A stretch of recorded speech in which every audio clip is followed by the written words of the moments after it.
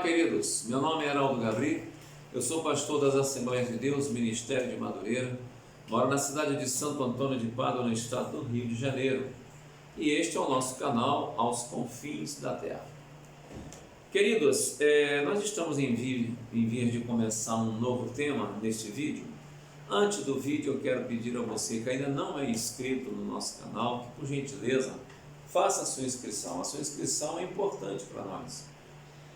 Nos ajuda junto ao YouTube e também nos ajuda a levar a palavra de Deus aos confins da terra.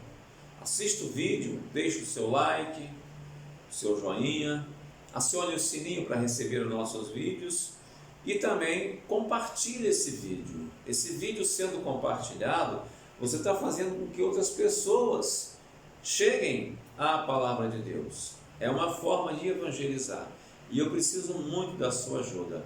E o seu joinha, o seu like também nos ajuda junto ao YouTube. Tá bom, queridos? Deus nos abençoe em nome de Jesus. Nós terminamos uma leva de vídeos, tá, sobre o Espírito Santo. Fizemos cerca de 56, 57 vídeos, porque um ou dois eu deixei de colocar número por esquecimento, mas foram cerca de 57 vídeos sobre o Espírito Santo. Se você quiser conferir, vai em nosso canal. E hoje nós vamos entrar num assunto, ele não vai demorar muito, mas um assunto que deixa todos muito curiosos. Aonde estão os mortos? Né? A pessoa morreu, para onde ela vai? Como ela está? Aonde ela está? De que forma ela está? Então, o título desses vídeos será O Estado Intermediário dos Mortos. Por que intermediário? Porque não termina tudo ali, tá? É um estado intermediário. Então vamos lá. Ao longo da história da humanidade, tem sido consenso entre todas as religiões do mundo, praticamente, a preocupação de se saber de onde se encontram os mortos. É claro que nós precisamos deixar alguns exemplos. Para diferentes religiões, culturas, épocas, crenças ou povos, a questão sobre onde estão os mortos sempre rendeu grande especulação. Vejamos os gregos, por exemplo. Eles diziam que os mortos ficavam em um local intermediário no aguardo de um julgamento que seria realizado por representantes do mundo subterrâneo. Se a obra praticada por aquela pessoa que morreu durante a sua vida fosse julgada positiva, seguir-se-ia para uma espécie de paraíso. Isso são os gregos. Já os romanos, por sua vez, eles entendiam a eternidade como um espelho dessa vida normal. Para os muçulmanos, a morte traz recompensas ou punições. Para os hindus e budistas, as almas voltam diversas vezes a este mundo até que alcancem a bem-aventurança eterna. Quem, afinal, está certo nesse processo? A resposta é simples. A verdade está revelada na palavra de Deus, que é a Bíblia. Esta constatação de verdade não deixa margem para especulação por quem quer que seja, independentemente da motivação, neste mundo de tantas religiões e confusão em matéria de fé. Então vamos para a Bíblia. Segundo a Bíblia, a segunda carta do apóstolo Paulo a Timóteo, no capítulo 1, nos versos de número 9 e 10. Então vamos lá. Segunda carta do apóstolo Paulo a Timóteo, capítulo de número 1, versículos de número 9 e 10. Como sempre, eu vou ler um antes e um depois. Então vejamos. 8. Portanto, não te envergonhes do testemunho de nosso Senhor, nem de mim, que sou prisioneiro seu. Antes, participa das aflições do Evangelho segundo o poder de Deus. Agora, o 9 que é recomendado. que nos salvou e chamou com uma santa vocação, não segundo as nossas obras, mas segundo o seu próprio propósito e graça que nos foi dada em Cristo Jesus antes dos tempos dos séculos. E o 10, que é manifesta agora pela aparição de nosso Senhor Jesus Cristo, o qual aboliu a morte e trouxe à luz a vida e a incorrupção pelo Evangelho. E o 11 para terminar, para o qual fui constituído pregador e apóstolo e doutor dos gentios. Palavra do apóstolo Paulo. Então, vamos entender o seguinte: a imortalidade da alma é um fato, tá? A alma não morre, tá? Entretanto, foi necessário que Jesus Cristo o trouxesse à luz para que nós soubemos como é que podemos obter essa imortalidade da alma. De posse da palavra de Deus e da revelação do Senhor Jesus Cristo, não há razão para nós ficarmos confusos ou desencorajados a respeito do destino dos mortos, que é objeto desses vídeos que nós vamos ver a partir de agora. Vamos pensar o seguinte: Pastor Heraldo, o Senhor é o dono da verdade? Não sou. O Senhor criou essa verdade? Não criei. O pastor Heraldo está apenas pedindo a vocês, gravando esse vídeo, para que possamos comentar. Para isso nós temos a seção de comentários no final desse vídeo, lá nos comentários. Comentar acerca do que a Bíblia diz e do que os outros pensam. Pastor Heraldo tem como regra de fé a Bíblia Sagrada. Amém? Então vamos lá. Afinal de contas, aonde é que estão os mortos? Fulano morreu. Tem um ditado no mundo que diz o seguinte: ninguém sabe porque quem morreu nunca voltou para dizer como é. E é uma verdade. A Bíblia fala na carta aos Hebreus que ao homem está ordenado morrer apenas uma vez, seguindo o juízo. Mas vamos comentar isso mais tarde. Aonde estão os mortos? Essa questão preocupa praticamente todas as religiões que já surgiram no mundo desde então, tá? Por exemplo, falamos agora há pouco sobre os gregos, que eles iam para as ilhas dos bem-aventurados, onde ficavam aguardando o julgamento de 3 representantes do mundo subterrâneo. Se o morto tivesse sido bom durante a sua vida e os juízes estabelecessem a sua retidão, ele poderia entrar nos campos elíseos, um tipo de paraíso. Ali, de acordo com a mitologia grega, amados, mitologia grega, tá? Os mortos entrariam em uma terra de música e luz, de ar doce e agradável. As almas boas viveriam ali para sempre, entre as alegrias simples de flores e campinas verdejantes. Então, se ali viveriam as boas, as almas ruins iriam para um lugar bem pior. Outras opiniões quanto a esse assunto também estão aqui nas religiões, outras religiões do mundo que viam a morada dos mortos de maneira diferente. O romano, falamos agora há pouco, os romanos, eles imaginavam a eternidade como o espelho dessa vida. Se você fosse bom, você ia para a eternidade bom. Se você fosse ruim, você ia para a eternidade ruim. Os muçulmanos, a morte traz recompensas e punições. Os hindus e budistas dizem que as almas voltam a este mundo vezes seguidas, até que alcancem a bem-aventurança eterna. Supõe que essa purificação aconteça através da transmutação das almas. Isso é, depois da alma,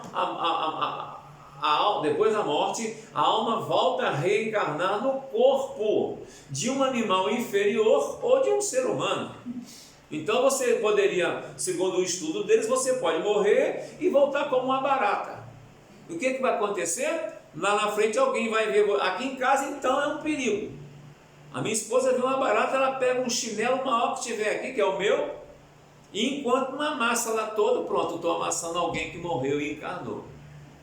sem querer fazer piada, não estou fazendo piada, respeito a opinião de cada um, mas eu preciso dar o meu parecer segundo a Bíblia, tá bom? Então, supõe-se que cada purificação aconteça dessa forma, e há uma grande semelhança entre essa crença e o que o Espiritismo também apregoa quanto à reencarnação.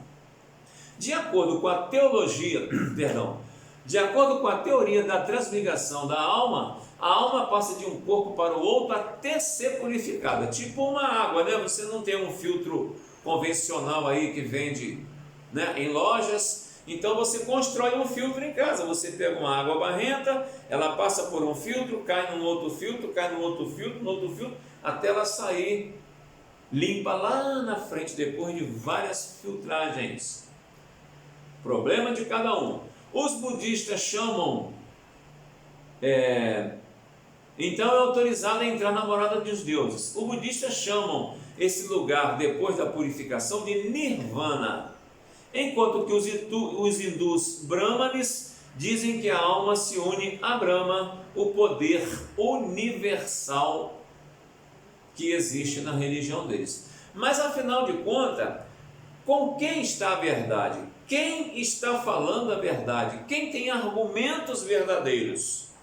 Eu, pastor Heraldo Gabriel, opto pela Bíblia. E por isso nós estamos começando hoje essa linha de pensamento e esses vídeos intitulado Onde estão os mortos? Nós precisamos entrar nesse assunto. Até porque eu estou começando nesse assunto também, porque algumas pessoas me pediram que tocasse nesse assunto, como também nós vamos continuar com esse assunto em outros vídeos, e nós passaremos para uma outra forma de embasamento, de abordagem. Então, com quem está a verdade? No mundo de tantas religiões e de tanta confusão em matéria de fé, nós perguntamos: quem está certo? O hindu está certo? O budista está certo? A Bíblia está certa? Os gregos estavam certos? Os romanos? Quem é que está certo? A resposta é simples. A verdade está na palavra de Deus. A Bíblia? Ah, pastor, você tem que buscar e puxar a farinha para o saco, né? Porque você é crente. Não, não é questão de ser crente. É questão de a palavra de Deus ser a verdade absoluta.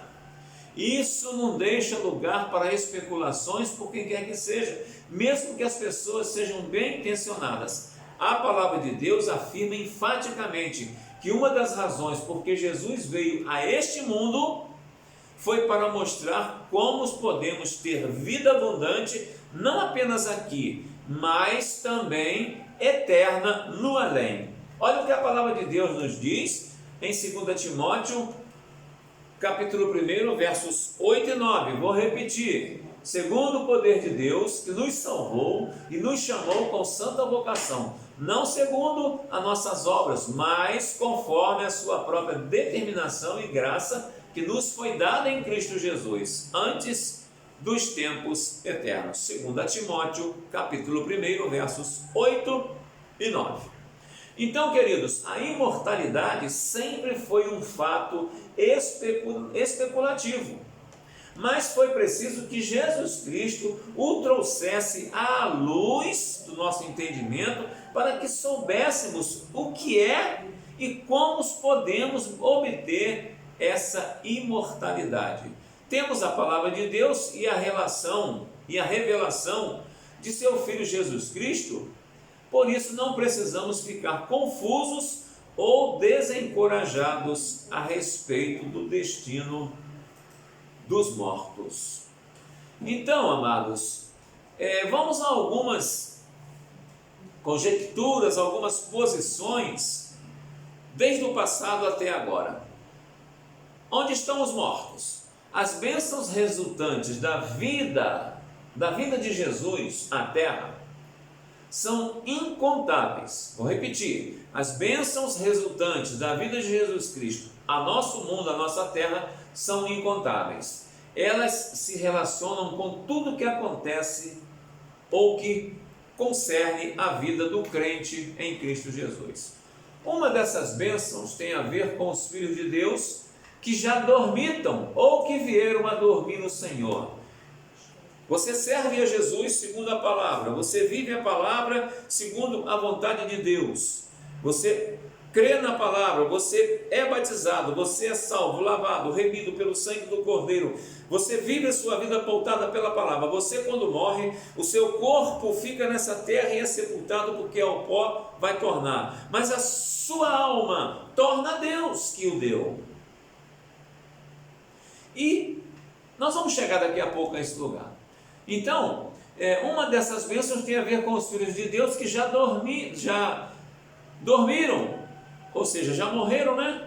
E que vieram a dormir no Senhor. Na glória celestial, ser-nos-ão reveladas inumeráveis outras bênçãos, das quais usufruiremos, derivadas da vinda de Jesus à terra, tá? Elas têm chance ilimitada e aqui e na eternidade. Então, o simples fato de Jesus ter nascido da Virgem Maria, correto? Ela era virgem quando concebeu a Jesus. O simples fato de ter nascido de Maria, de ter vivido uma vida como ser humano aqui, como homem, 100% homem, 100% Deus, ter crescido, ter sido batizado aos 30 anos por João Batista lá no Jordão. Ele começou o evangelho dele a pregar as boas novas de salvação com 30, terminando com cerca de 33 e 2 meses, por aí, morrendo, ressuscitando. Antes de morrer, ele prometeu que voltaria, morreu, ressuscitou, foi ao inferno, tirou de Satanás a chave da morte e do inferno, assumiu o seu lugar de glória nos céus, está entronizado e em breve ele deixará de ser o nosso advogado para ser o juiz de toda a terra. O simples fato disso tudo ter acontecido abriu-nos uma porta que nos dá acesso a esse caminho ao céu. É isso que nós precisamos entender. Antes da ressurreição de Cristo, por exemplo, para nós entendermos os ensinos da Bíblia sobre o lugar para onde vão os mortos, é necessário nós observarmos o texto original em hebraico lá no Antigo Testamento e o original grego no Novo Testamento. Por exemplo, a palavra Sheol, S-H-E-O-L, Sheol, no Antigo Testamento equivale em sentido a Hades no Novo Testamento. Diferem na forma porque a primeira é em hebraico e a segunda é em grego. Então, ambos designam um lugar para onde, nos tempos do Antigo Testamento, iam todos após a morte, justos e injustos, havendo, no entanto, nessa região dos mortos, uma divisão. Para quem? Para os justos e para os injustos. Havendo uma separação que era um abismo intransponível. Então todos estavam ali plenamente conscientes.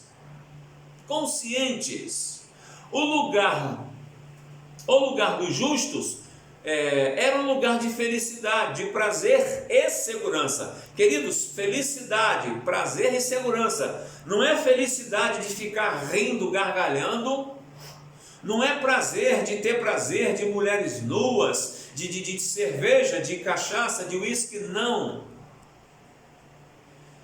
Tudo isso são coisas espirituais. Felicidade espiritual, prazer espiritual e segurança espiritual. Esse lugar era chamado de seio de Abraão, ou hoje paraíso. Já o lugar dos ímpios era medonho, cheio de dores, sofrimentos, estando todos lá, plenamente conscientes. Queridos, eu vou ter que parar para o vídeo não se alongar muito, mas no próximo vídeo nós vamos tomar daqui e vamos falar sobre este lugar que era cheio de dores. Vamos ver inclusive o seu nome, que hoje é conhecido como inferno.